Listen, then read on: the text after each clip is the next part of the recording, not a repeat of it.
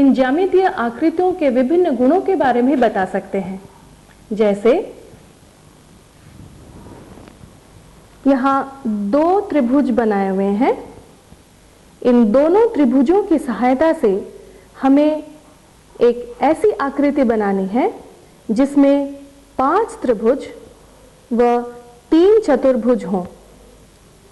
एक बार फिर समझें, इन दोनों त्रिभुजों की सहायता से हमें एक ऐसी आकृति बनानी है जिसमें 5 त्रिभुज व 3 चतुर्भुज छिपे हों।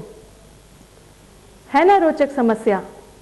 आइए हम इसे खुद हल करके देखें। हमें करना यह पड़ेगा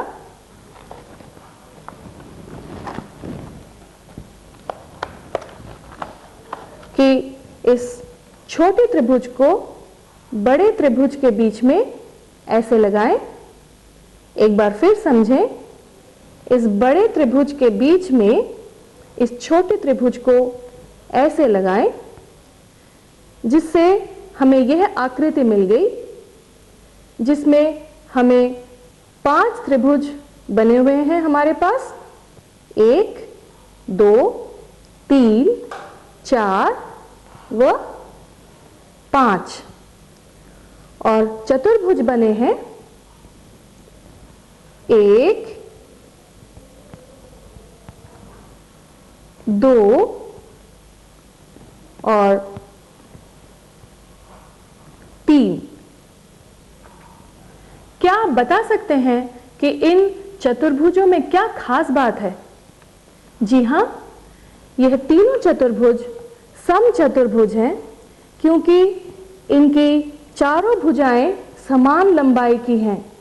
जैसे इस चतुर्भुज में इस भुजा की लंबाई इस भुजा के बराबर है, इस भुजा की लंबाई इस वाले भुजा के बराबर है तथा इस वाले भुजा की लंबाई इस भुजा के बराबर है।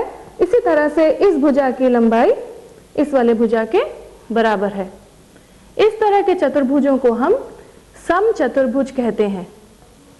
अब हम बच्चों को यह समझा सकते हैं कि यह सम चतुर्भुज तभी बन सकते हैं जब दिए हुए दोनों त्रिभुज समबाहु त्रिभुज हों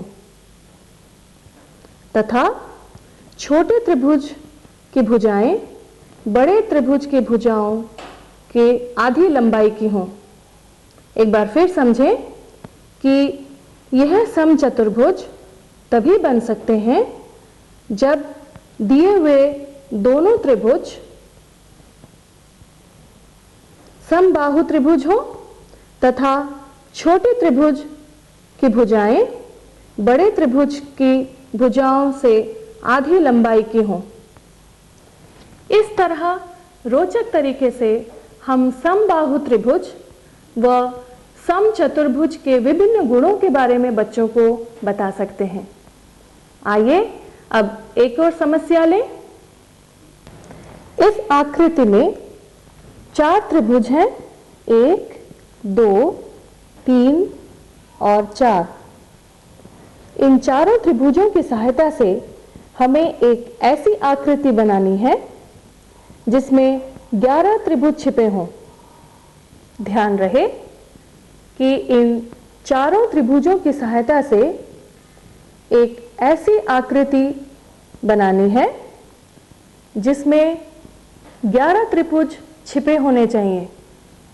आप भी इस समस्या का हल करें। हमें करना यह पड़ेगा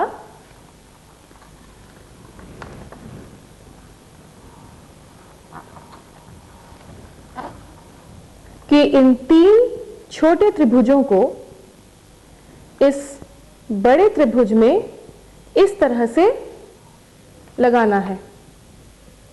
अब इस नई आकृति में हमारे पास 11 त्रिभुज है,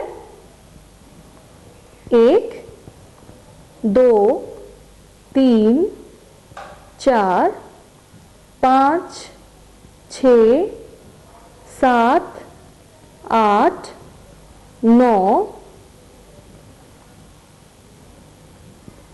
10 और ये बड़ा त्रिभुज 11। एक बार फिर समझें, इस नई आकृति में हमारे पास 11 त्रिभुज हैं। 1 2 3 4 5 6 7 8 9, ये 10वां त्रिभुज है और ये बड़ा त्रिभुज 11वां त्रिभुज है। अब एक प्रश्न आपके लिए, क्या आप बता सकते हैं कि इस नई आकृति में कितने समचतुर्भुज हैं? जरा ढूंढ कर बताइए। अब एक नई समस्या लेते हैं।